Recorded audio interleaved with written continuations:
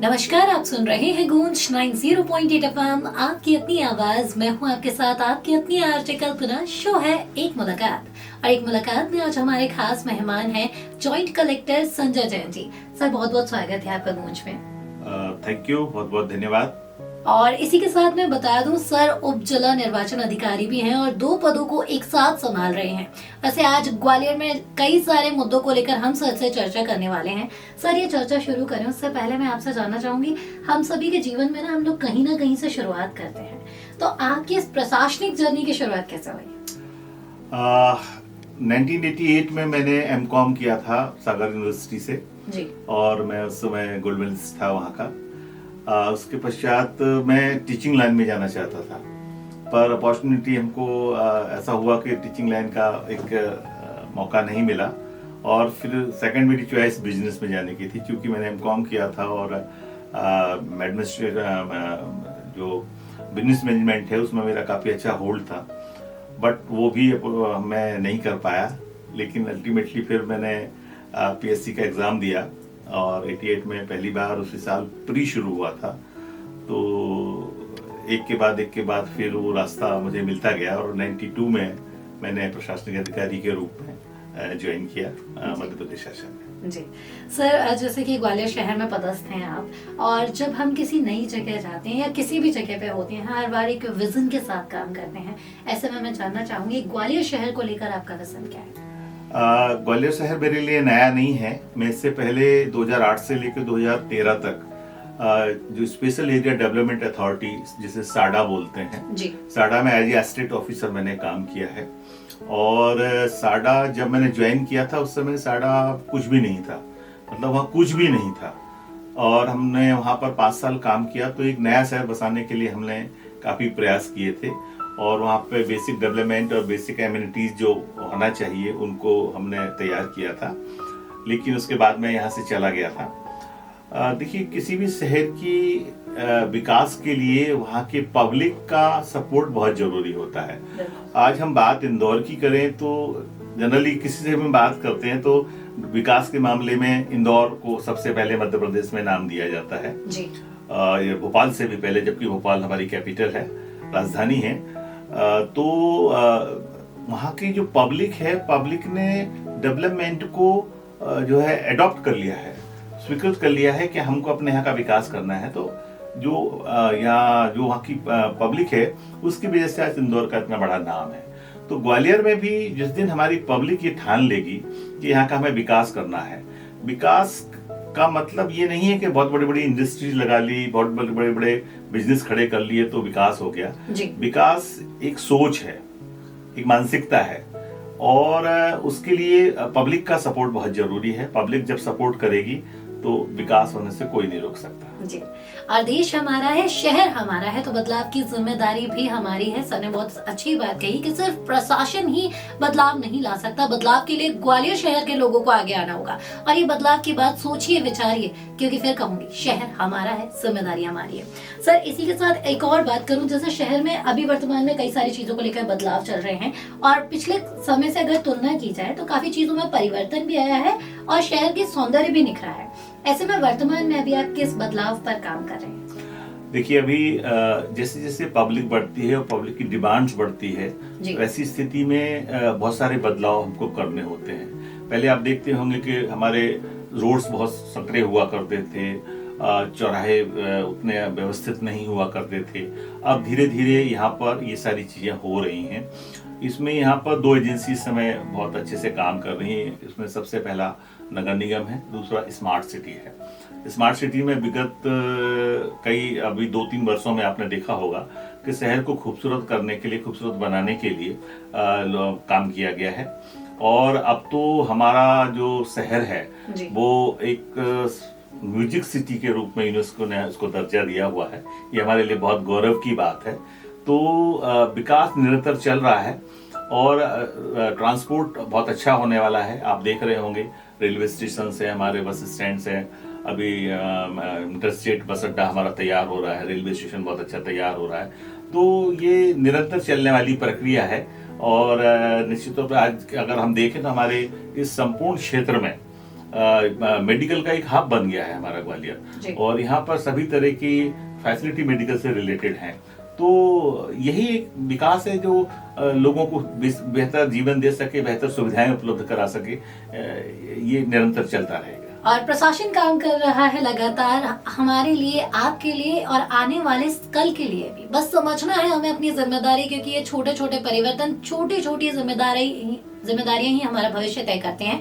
और कल्पना फिर यही कहेगी, चीजें आ जाती है, प्रशासन हमारे लिए नई चीजें ला सकता है, लगा सकता है, लेकिन उस चीज का सौंदर्यकरण कैसे करना, उसका रख रखाव कैसे करना, ये ग्वालियर की जनता को समझना होगा। यही छोटी बात अगर हम समझेंगे तो वाकई में एक बड़े बदलाव की ओर बढ़ेंगे।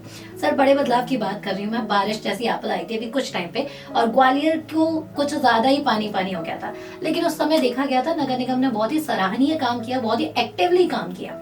लेकिन इससे इतर एक और बात करूं सर मैं, ये तो एक बात हुई, दूसरी तरफ अभी भी कई ऐसी योजनाएं हैं वो धीमी गति से चल रही हैं। स्पेशली स्वर्ण रेखा को लेकर अगर जब भी बात आती है, कहीं ना कहीं हर बार बहुत सारी खामियां निकलती हैं, उसके धीमी गति से काम होना निकलता है। तो ऐसे में जानना चाहूंगी, धीमी गति से चलने वाली योजनाओं का क्या?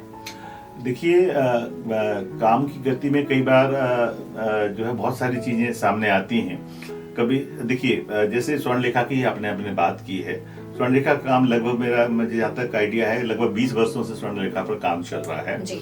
और उसमें काम हुआ भी, लेकिन कभी लैंड को लेकर के, कभी बजट को लेकर के, कभी किसी चीज को लेकर के इस तरह की परेशानियां आती रहती हैं।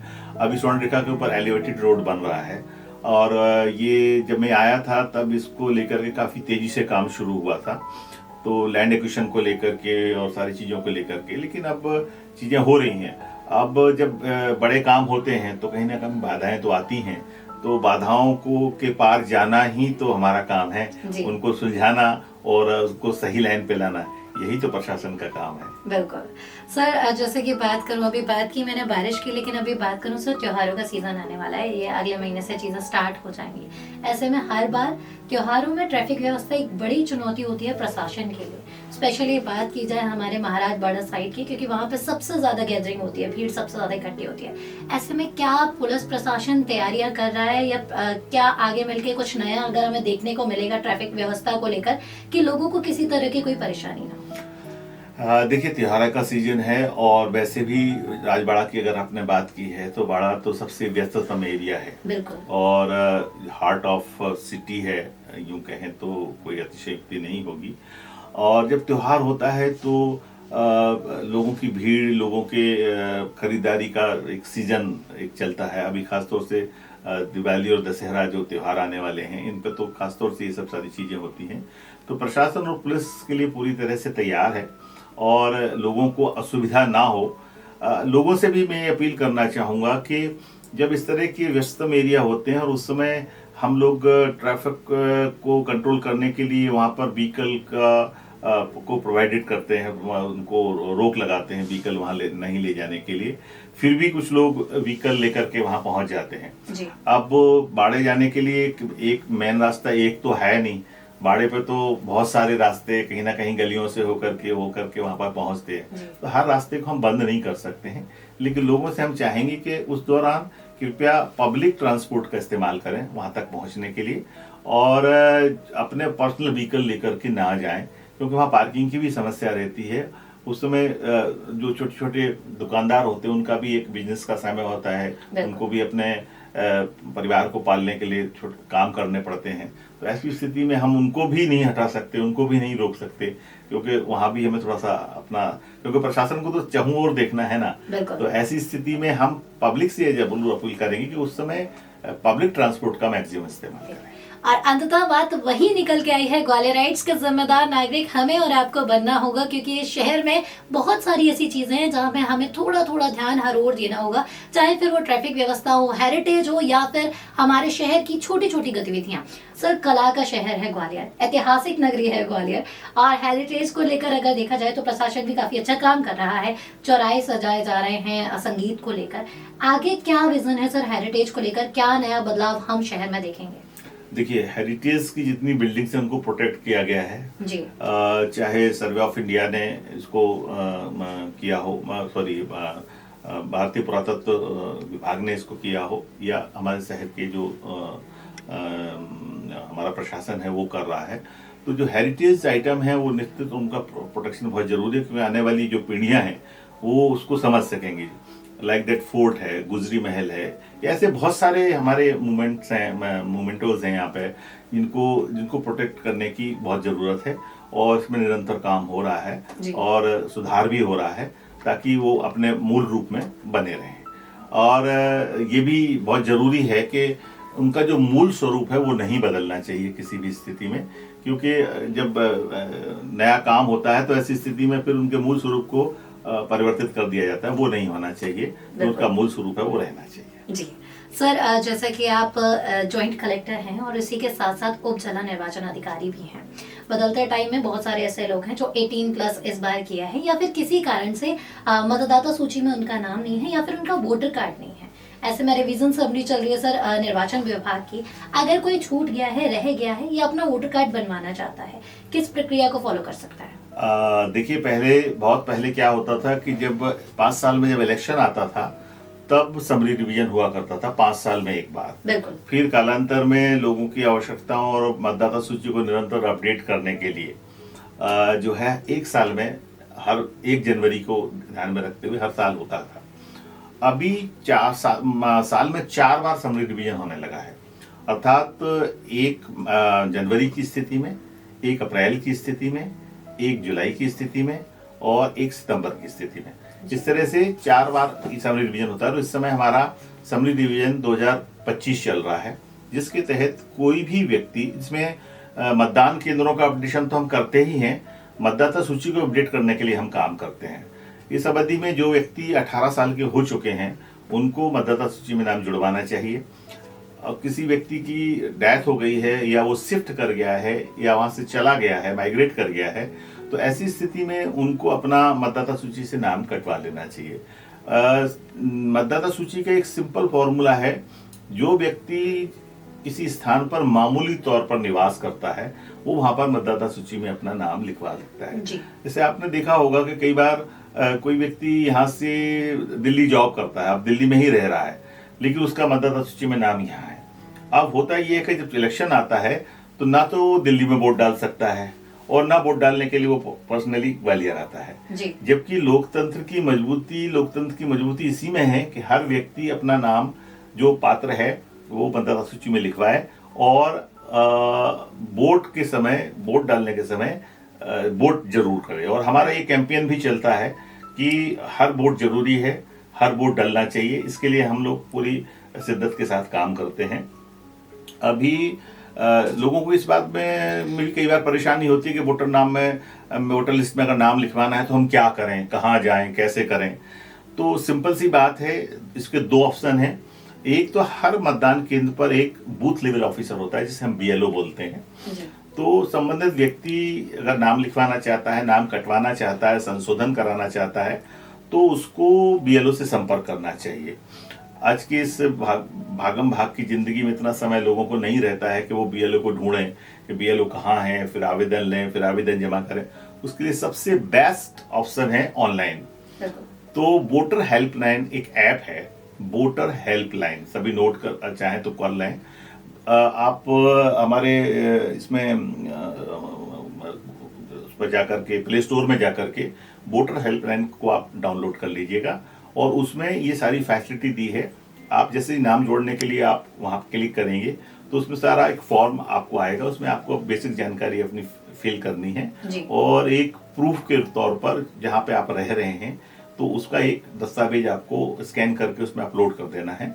आपका नाम जुड़ जाएगा और आपका वोटर ID कार्ड आपके दिए गए पते पर पहुंच जाएगा सीधा। और लोकतंत्र ने हमें सबसे बड़ी शक्ति दी है मतदान की, और अपनी इस शक्ति का उपयोग हम सभी को करना चाहिए। जैसा कि सर ने एक बहुत ही सरल प्रक्रिया हमारे साथ साझा की, तो अगर आप ग्वालियर से बाहर चले गए हैं या कहीं भी शिफ्ट हो गए तो आप बहुत आसान तरीके से मतदाता सूची में अपना नाम जुड़वा सकते हैं या हटवा भी सकते हैं। बहुत सिंपल प्रोसेस है, याद रखिए। लोकतंत्र की ताकत है, अपना अधिकार और अपने मतदान की ताकत समझिए। सर, इसी के साथ वर्तमान में अगर बात करूं, ग्वालियर में सबसे चर्चित मुद्दे में से एक है डेंगू, क्योंकि बहुत केस हमारे शहर में निकल रहे हैं। हर दिन कुछ न कुछ नया हम इसे लेकर सुन रहे हैं। ऐसे में प्रशासन कितना अलर्ट मोड पर है डेंगू को लेकर और क्या प्रयास फिलहाल किए जा रहे हैं? देखिए, आपको मालूम है कि डेंगू का जो मच्छर होता है मच्छर के काटने से डेंगू होता है जी। और वो मच्छर कहाँ पनपता है, जहाँ एक पानी स्टोर है घरों में, जैसे कूलर में पानी स्टोर रहता है, कोई बर्तन या कुछ तरह की चीजें छत पर रखी रहती हैं, टायर पड़े रहते हैं, उनमें बरसात का पानी जमा होता है और उसमें उसका लार्वा जन्म लेता है। तो ऐसी स्थिति में हम फिर जब ये उससे लार्वा से जो मच्छर तैयार होता है वो लोगों को काटता है और उससे लोगों को डेंगू होता है। तो डेंगू रोकथाम के लिए हमारा हेल्थ डिपार्टमेंट पूरी तरह से मुस्तैद है और निरंतर इस पर काम कर रहा है। और अब निश्चित तौर पर ये भी अभी आंकड़े कुछ दिन पहले हमारे सामने आए थे कि पिछले वर्ष की तुलना में इस वर्ष डेंगू के केसेस ज़्यादा आए हैं। मैं पुनः कहूँगा कि इसके लिए हर व्यक्ति को अवेयर खुद होना पड़ेगा। इतनी अपील निरंतर हम लोग कर रहे हैं, केवल फॉगिंग करने मात्र से डेंगू का मच्छर नहीं मरेगा, उसको पनपने ही ना दिया जाए। इसके लिए हर व्यक्ति को चाहिए कि अब वो सुनिश्चित करे कि उसके घर में, उसके छत पर कोई ऐसा स्थान या ऐसा कोई बर्तन या ऐसा कोई वो तो नहीं है जिसमें कि पानी जमा है और उसमें कोई लार्वा डेवलप तो नहीं हो रहा है, तो पानी को खाली कर दीजिए। अब इस समय कूलर की जरूरत नहीं है, तो कूलर में पानी भरने की आवश्यकता नहीं है। छत पे हमारे घरों में बहुत सारी चीजें ऐसी बाहर रखी रहती हैं जिनमें बरसात का पानी जमा हो जाता है और साफ पानी में वो पैदा होता है। तो ऐसी स्थिति में उसमें साफ पानी है, नाली के पानी में वो पैदा नहीं होगा, वो साफ पानी में ही पैदा होगा। तो अगर इस तरह का पानी उसमें भरा हुआ है तो उसको खाली कर दें। जैसे ही उसको खाली करेंगे लार्वा मर जाएगा। तो हमें बीमारी को रोकने से ज़्यादा इस बात पे ध्यान देना है कि बीमारी हो ही ना, और हेल्थ डिपार्टमेंट निरंतर इस पर काम कर रहा है। इसमें जो भी दवाइयों का छिड़काव कराना है, घर घर जाकर के लोगों से बात करते हैं कि भाई आपके यहाँ किस तरह का कोई पानी जमा तो नहीं है। कई बार क्या होता है कि बहुत सारे घर बंद रहते हैं, अर्थात लोग अपना ताला लगाकर कहीं बाहर चले गए हैं और उनका घर बंद है। अब उसमें तो कोई जा नहीं सकता, उनके अंदर तो चूंकि लॉक लगा हुआ है। तो ऐसी स्थिति में वहां पर जो पानी जमा होगा तो उसमें लार्वा जन्म लेता है और आसपास के लोगों को परेशानी पैदा होती है इससे। तो लोगों को चाहिए कि वो सुनिश्चित करें कि उनके घर में अगर कोई पानी जमा है तो उसको खाली कर दें ताकि लार्वा जन्म ना ले सके। जी, और डेफिनेटली वायरस छोटी छोटी मगर मोटी बातें, और आपने सुना भी होगा prevention is better than cure. याद रखिए ये छोटी छोटी बातें ही आपको आगे आने वाले समय में बड़ी परेशानी से बचा सकती हैं। प्रशासन मुस्तैदी से काम कर रहा है, हमारी बारी है। हमें जब भी आगे आएंगे अपनी सेहत को लेकर, शासन को लेकर, प्रशासन को लेकर, तभी हम आगे बढ़ पाएंगे। सर इसके इतर जैसे मैं बात करूं, दौर बदल रहा है, लोग बदल रहे हैं, लेकिन सबसे बड़ी बात जो भारत की सबसे बड़ी ताकत है युवा। बदलते दौर में सर सोशल मीडिया का जमाना है, ऐसे में डिप्रेशन होना बहुत स्वाभाविक है। और आप सर एक ऐसी पोस्ट पे ग्वालियर में अभी हैं जहाँ पे 2 पदों पर आप निर्वाह कर रहे हैं अपने पद का। तो ऐसे में जानना चाहूंगी डिप्रेशन, क्योंकि अवसाद हर फील्ड में होते हैं और जब आप पे काम होता है तो ये ज्यादा होना स्वाभाविक है। युवाओं को क्या कहना चाहेंगे सर, कैसे ऐसी समस्या से कॉप अप किया जाए? युवा मस्तिष्क एक ऐसा मस्तिष्क होता है जो बहुत बड़े बड़े ख्वाब देखता है। ख्वाब देखना बुरी बात नहीं है, ये बिल्कुल सही बात है, लेकिन आप क्या उस ख्वाब को पूरा करने के लिए प्रिपेयर हैं, तैयार हैं? ये बहुत मस्त होता है। हम चाह बहुत बड़ी रखते हैं लेकिन उसके लिए उतनी मेहनत या उतनी शिद्दत के साथ हम काम नहीं करते हैं और फलस्वरूप जब हमें असफलता मिलती तो हम अवसाद के शिकार हो जाते हैं। तो इसमें थोड़ा सा सकारात्मक सोच रखने की जरूरत है युवा को, और ये बिल्कुल मान के चलिए कि यदि कहीं आप असफल हुए हैं तो ये निश्चित है कि सफलता का प्रयास पूरे मनोयोग के साथ नहीं किया गया है। और असफलता का मतलब ये नहीं है कि आप असफल हो गए तो आप आगे कुछ नहीं कर सकते हैं। ये मान के चलिए कि अगर हम यहाँ असफल हुए हैं तो इससे बड़ी कोई अपॉर्चुनिटी हमारा इंतजार कर रही है और हमें पूरे मनोयोग के साथ उससे लगना चाहिए, क्योंकि अवसाद या जो डिप्रेशन है वो आदमी की तरक्की में सबसे बड़ी बाधा है। प्रयास अगर करते रहेंगे तो निश्चित तौर पर सफलता मिलेगी, और सफलता का कोई शॉर्टकट नहीं होता। आज की स्थिति में मैं देख रहा हूँ युवाओं में शॉर्टकट चाहते हैं, हर तरह की सक्सेस में वो शॉर्टकट अपनाना चाहते हैं, जबकि सफलता के लिए शॉर्टकट जैसी कोई चीज नहीं होती है। और जो शॉर्टकट से जाते हैं तो वो ज्यादा दूर तक नहीं जा पाते हैं, ठीक है ना? तो इसलिए जो कहते हैं धीरे चलें लेकिन लंबी पारी का घोड़ा बने। बिल्कुल। तो पूरी मेहनत के साथ, शिद्दत के साथ आप अपने लक्ष्य को टारगेट करिए, सफलता निश्चित मिलेगी। और अगर कोई सफलता आपको नहीं मिली तो ये मत मानिए कि आप योग्य नहीं है, आप ये मान के चलिए कि ये जो सफलता हमें नहीं मिली ये हमारे लायक नहीं थी। आने वाले समय में इससे बड़ी सफलता आपका इंतजार कर रही है और वो आपको निश्चित तौर पर मिलेगी। और हारिए नहीं, डरिए नहीं, रुकिए नहीं। सफलता एक दिन में नहीं, लेकिन हाँ एक दिन जरूर मिलेगी और उस एक दिन के लिए प्रयास करते रहिए, लक्ष्य पर अडिग रहिए, चलते रहिए। सर आज जैसे कि युवाओं की अभी मैंने बात की और बात करूं सर मैं, जैसे कि अभी आप एक पोस्ट पे हैं सर, उसके साथ हमने युवाओं को बात की। दोनों चीजों में सबसे कॉमन चीज आती है सर चैलेंज, हर फील्ड में होते हैं। आपसे जानना चाहूंगी सर, आपको इस फील्ड में किन चैलेंज का सामना करना पड़ा? देखिए, चैलेंज का जहां तक सवाल है, बेसिकली प्रशासन का काम होता है शासन की नीतियों को जनता तक पहुंचाना जी। जैसा मैंने अभी कुछ देर पहले कहा आपसे कि हर व्यक्ति ये चाहता है कि उसका काम हो और होना भी चाहिए, लेकिन वो शॉर्टकट चाहता है। उसके लिए वो तरह तरह के अप्रोचेज लगाता है, तरह तरह के प्रेशर डालने की हम लोगों पर कोशिश करता है। तो जिनकी जो भी शासन की योजनाएं हैं और उनका लाभ उनको लेना है तो उनको थोड़ा सा सब्र करना पड़ेगा, क्योंकि प्रोसेस में थोड़ा सा समय तो लगता है जी। बाकी चैलेंज का जहां तक सवाल है तो शासन की नीतियों को करने के लिए एसओपीज बने हुए हैं, उन एसओपीज पे हम लोग काम करते हैं और छोटे मोटे चैलेंजेस आते हैं तो हम लोग उसको पार पाते हैं, ऐसी कोई विशेष बात नहीं है, ठीक है ना। बाकी लोगों को थोड़ा सा धैर्य रखना चाहिए, शिक्षित होना चाहिए, अगर कोई बात समझाई जा रही है तो उसको समझना चाहिए। मैंने देखा है हमारे यहाँ हर मंगलवार को जन सुनवाई होती है। जन सुनवाई में 80% लोग, 70 से 80% लोग वो आते हैं वो जो जानते हैं कि ये मेरा काम हो नहीं सकता, फिर भी वो निरंतर उसके लिए प्रयास करते हैं, एक बात। दूसरी बात, लोगों को ये नहीं मालूम है कि उनकी जो समस्या है अल्टीमेटली उसका समाधान कहाँ से होना है। लाइक दैट वो ये मान के चलते हैं कि कलेक्टर सभी या कलेक्टर ऑफिस सभी समस्याओं का निदान कर सकता है, ऐसा वो मानते हैं। लेकिन सबके अपने अपने काम हैं, सबकी अपनी अपनी अधिकारिता है और हर एक व्यक्ति अपने अधिकारिता के अंदर ही काम कर सकता है। एक छोटा सा उदाहरण मैं आपको देना चाहूँगा कि यदि आपको भूख लगी है तो आप कहाँ जाएंगे? आप होटल पर खाना खाने जाएंगे ना। लेकिन अगर आपको भूख लगी और अगर आप कपड़े की दुकान पर जाएंगे तो आपको वहाँ खाना नहीं मिलेगा, और यदि कपड़ा आपको खरीदना है और होटल में जाएंगे तो होटल में आपको कपड़ा नहीं मिलेगा। लाइक दैट हमारी पब्लिक को या हमारे जो लोग होते हैं बेचारे, उनको ये समझ नहीं पड़ता है कि हमारी जो समस्या है वो किस स्तर पर होगी और कहाँ जाकर के इसका हमारा समाधान होगा। ये एक बहुत बड़ी चैलेंज रहती है, तो हम लोगों को समझाते हैं और उनकी समस्याओं का हम लोग निदान करते हैं जी। और चुनौतियां हर किसी के जीवन, हर किसी के फील्ड में आती हैं, लेकिन जितनी आसानी से सर ने कहा कि ये चुनौतियां आना कोई बड़ी बात नहीं है, उनसे आप पार पा ही जाते हैं। तो थोड़ा सा धैर्य रखिए, सोचिए, विचारिए और फिर आगे बढ़िए।